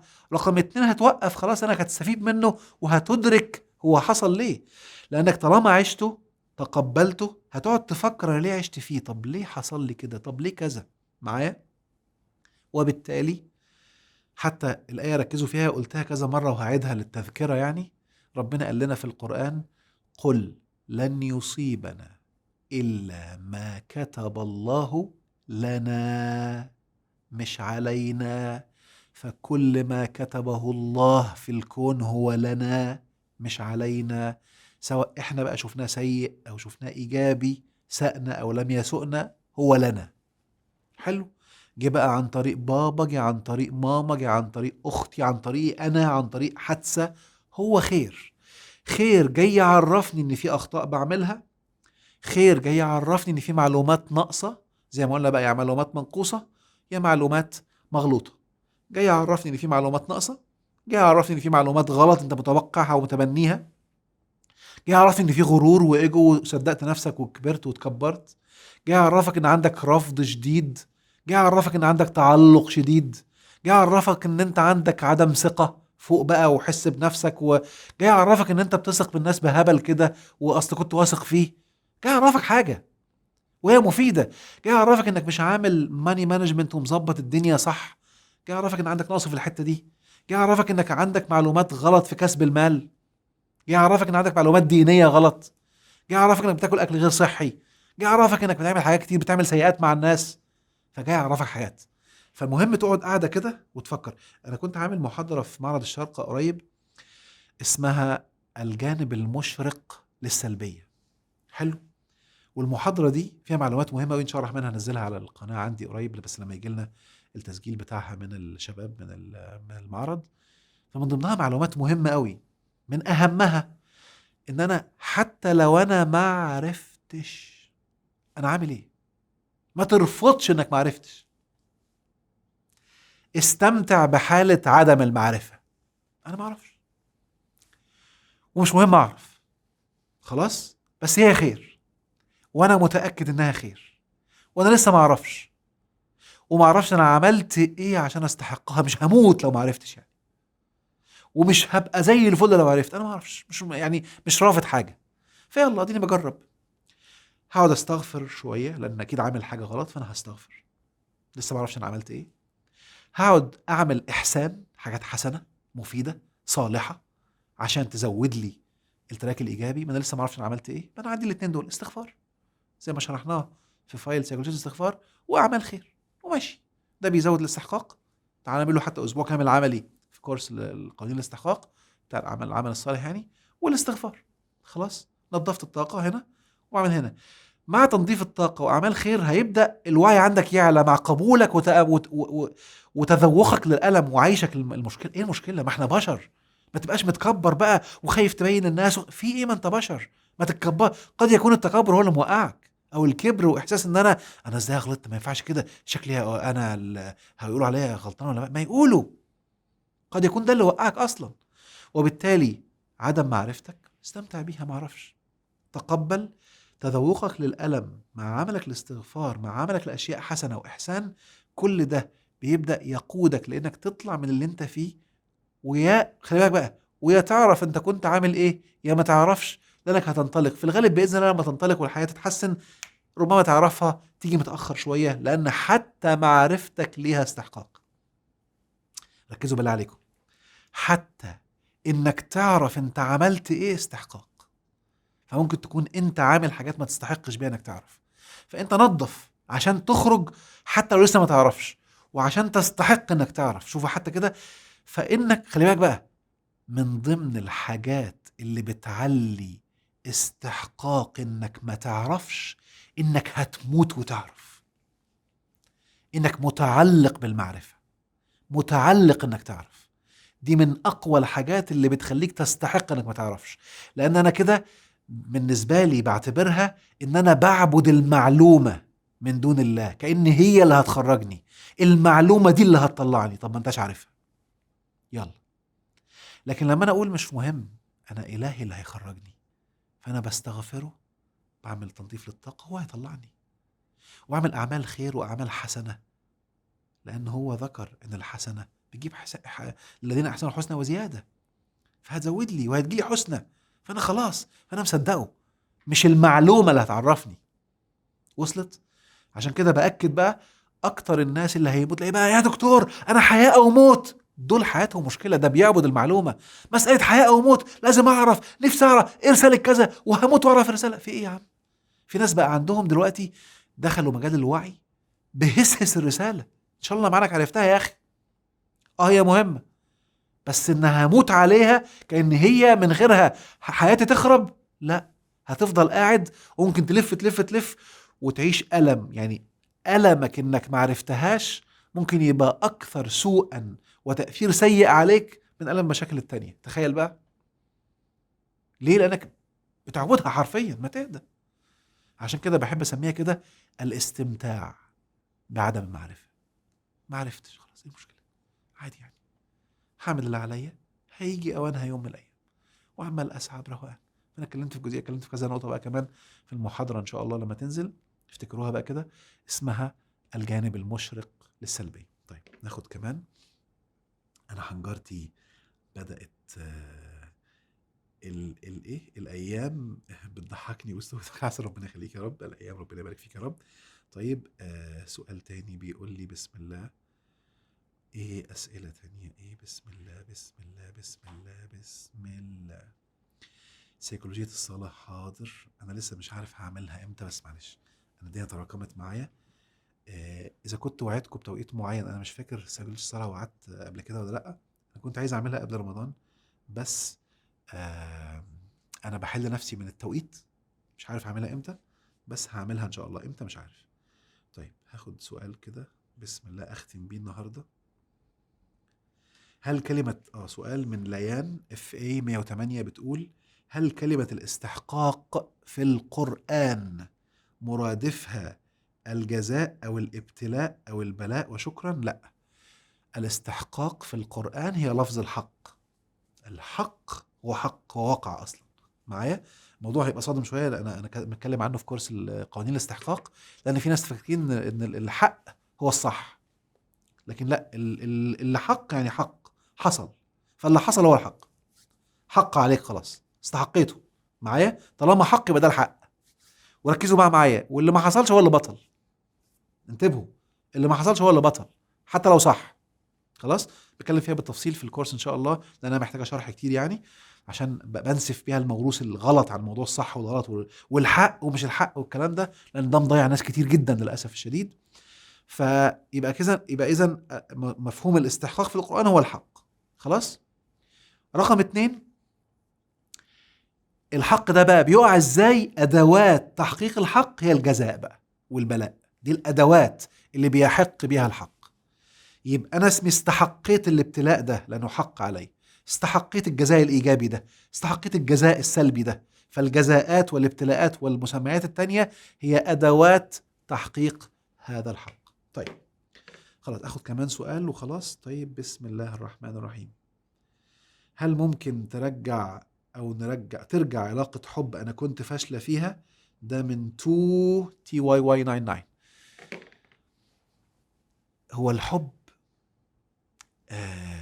ركزوا بالله عليكم، السؤال ده بحسب فهمي للحب ما ينفعش يتسأل، معلش.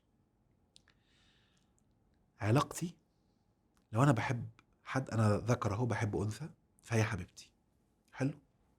أنا بأكد ده اللي أنا فاهمه عن الحب، مش التعلق بقى. طالما أنا حبيتها مش هينفع أكرهها، ولا هينفع أبقى عايز أضرها أو أذيها أبدا لو إيه اللي حصل.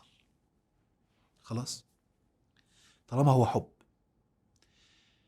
لأن الحب ده حاجة بتحصل جوه، فعل. الحب هو فعل مش مشاعر. المصاحب ليه هي مشاعر، فالناس للأسف خطأ فهموا إن الحب مشاعر. دي اكبر كذبه. عشان كده ما اسمعوش الحب من الشعراء ولا الكتاب، لانهم بيتكلموا عن مشاعر. لا، الحب فعل. هو حتى حاجه اسمها حبه فعل ماضي، يحب فعل مضارع، حب فعل امر، فهو فعل.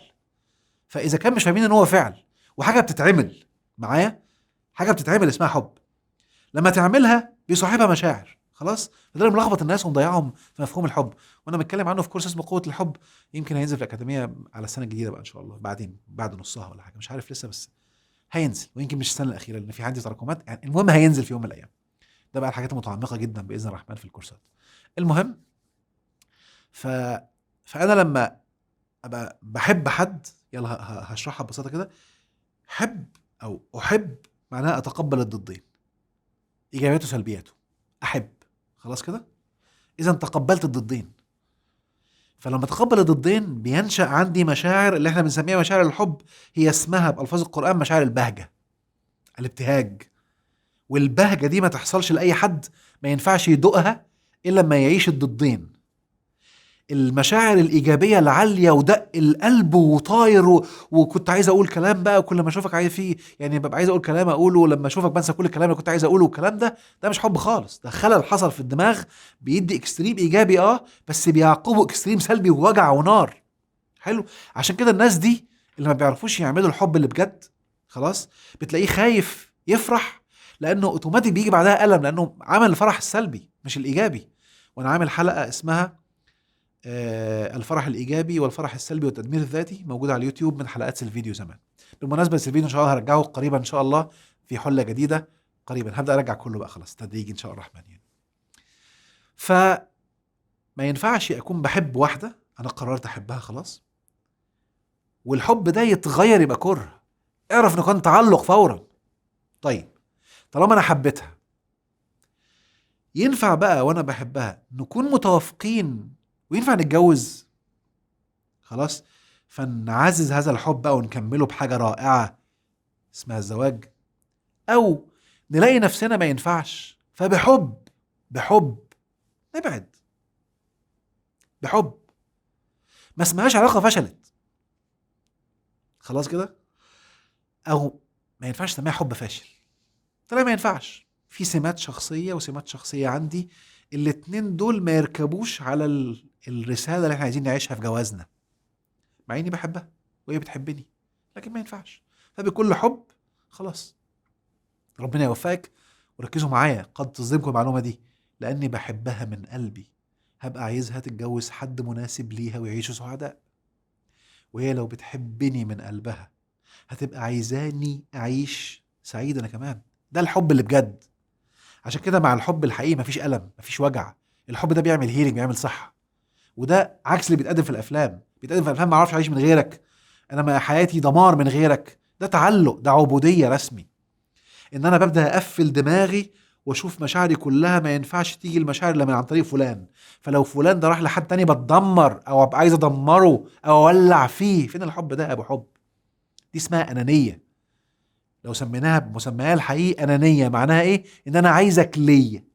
انانيه ليه؟ لاني بستمتع معاك، ولاني بتألم في بعدك، فانا عايزك عندي، ولو ما بقتش معايا هطلع عينك. وفي ناس بيقوموا مدمرينه لو ما. فين الحب ده؟ دي انانيه صرف، انانيه. ده مش حب خالص. عشان كده بيصاحبها وجع ونار. طالما في نار، اذا في طاقه سلبيه، يبقى حب ازاي؟ طالما في وجع ونار وتقطيع، يبقى حب ازاي؟ يبقى انا لازم ادوق المشاعر دي وهي خير ليا، عشان تفوقني وتصحيني من حاله التعلق الشديد دي. حلو. هرجع بقى واعيد سؤالك بصياغه تانية. العلاقه ينفع نظبطها؟ ينفع نظبطها في حاجات كتير. فعشان كده انا عامل كورس، يمكن للاسف ما اديتلوش حقه، انا بعتبره من فضل الله من اقوى الكورسات في العلاقات، في معلومات مش هتلاقوها في اي مكان في العالم يعني. ان شاء الله الرحمن هتفيدكم جدا باذن الله. اسمه كارما العلاقات والذكاء الاجتماعي في الاكاديميه. هتلاقوا لينك الاكاديميه تقريبا الشباب حاطينه. عمارة شرطة academy.com اهو. اللي عايز يشوف الكورسات، كارما العلاقات مهم قوي. لو انت شفتيه بنسبة 70% هتقدري تظبطي العلاقة ان شاء الله، لو كان الموضوع في التعاملات. حلو كده. لو هو شافه معاكي وانتوا صادقين عايزين تكملوا، لو شافه معاكي باذن الرحمن هتتحسن، واحتماليه انها تتحسن هتعدي كمان 90%، لان هيبقى اسهل بكتير ان شاء الله. حلو. فكر مع العلاقات والذكاء الاجتماعي هيظبط العلاقات بصوره قويه وعميقه جدا ان شاء الله. فنرجع تاني ونقول ان اللي احنا عايشين فيه تحت مسمى الحب ده مش حب. اذا القلب دق قوي قوي قوي قوي قوي قوي قوي تعرف ان في خلل، ده اشاره ان في حاجه مش مظبوطه معايا. وبالتالي طالما حصل، يعني عارفين بالظبط زي ما حد يبقى عاوز بياكل اكل حادق قوي قوي قوي قوي قوي قوي، فجاه يعطش جدا جدا جدا، يبقى عاوز يعوض ويدخل ميه، اهو ده اللي بيحصل بالظبط. التعلق لما احس مشاعر جميله قوي قوي قوي قوي تطيرني في السحاب قوي قوي قوي، يقوم حاصل تعويض سلبي قوي الناحيه التانيه عشان يعمل بالانس. يقوم جاي ألم رهيب قوي، ضربة شلوت سكينة زي ما تسموها بقى، عشان يعمل بالانس في اللي انت كنت عايشه ده. اللي بيحب بجد مشاعر هادية، مشاعر جميلة، زي حد بيحب أمه، زي حد بيحب، طبعا الحب العاطفي بيبقى أزيد شوية معايا، بس هادي برضو جميل. عارفين أغنية حبك هادي؟ ده الطبيعي. الحب الهادي ده ال ال ال ال ال اللي فيه مشاعر سكون، سلام، طمأنينة، وتلاقيه بيبقى مهما يكبروا بسم الله ما شاء الله كبار عواجيز عينيهم بتطق حب وود وجمال. ده حب رائع، لا في بقى لخبطه ولا القلب بيدق ولا متلخبط. ممكن نتجنن بقى وننكش نعمل حاجات احنا مجنونه شويه ماشي، بس ما بقاش انا متلخبط، ما بقاش انا فاقد السيطره. هو ده الغلط. والحب بيبدا هادي وبيبدا يزداد ويزداد ويزداد بطريقه رائعه وجميله وهاديه، ما فيهاش اي الم، فيها تقبل، فيها وعي، فيها نضج، فيها كل شويه بنتطور مع بعض، فيها قبول الاخر على ما هو عليه. مش هبقى قاعد له بقى عاوز يتغير عشان ابقى كويس وارتاح، وقاعد اراقبه عشان اتاكد منه. ده مصيبه سودة. ده بيعيش صاحبه في جحيم، بيعيشه في هسهسن، او هسهسن بقى فيه قبلها، في هسهسن. نختم بهذا الهسهسن. اشكركم من القلب، كنتوا وحشيني جدا جدا جدا. حد بيقول لي كيفيه الاشتراك في الاكاديميه؟ ادخل بس على اكاديميه عماره على الموقع اللي موجود دلوقتي. الاخت اسمها ايه، ريتشي كلينيك 1. ادخلي على عماره شارتا اكاديمي دوت كوم، هتلاقي التفاصيل واضحه. اعملي اشتراك، ادخلي اعملي اشتراك، املي بياناتك، اضغطي على اشتراك، حطي بياناتك بقى والاسم والسنه تقريبا والايميل والكلام ده، واعملي باسورد. هيقوم جايلك على الايميل بتاعك لينك تاكيد بس من الايميل، اضغطي على اللينك اللي موجود، ارجعي الاكاديميه، حطي الباسورد تاني، ادخلي، خلاص بقى عندك اكونت في الاكاديميه. بعد كده بقى تشتركي في الكورسات زي ما انت عايزه. وفي عندنا وكلاء، ادخلي بس على الركن بتاع اتصل بنا، وهتلاقي كمان رقم تليفون لشباب الدعم الفني في الأكاديمية هيساعدوكوا لو انتم في مكان مثلا مش عارفين تشتركوا، مش عارفين تحولوا المبلغ الاشتراك. في عندنا وكلاء في كذا مكان في الدول العربية بإذن الرحمن. أنا صوتي خلاص راح، بإذن الرحمن هيساعدوكوا إن شاء الله. وحشتوني من القلب، ها أنا ذا أعود من جديد إن شاء الله أقوى بإذن الرحمن من اللي فات. في حاجات كتير لسه هنكسرها الفترة الجاية بقى، وننطلق بقوة إن شاء الرحمن. وحشتوني، بحبكم من القلب، يشهد الله إني بحبكم من كل قلبي. جعل الله كل أيامكم جنات ونعيم على الدوام، وأشوفكم على خير. مع ألف سلامة.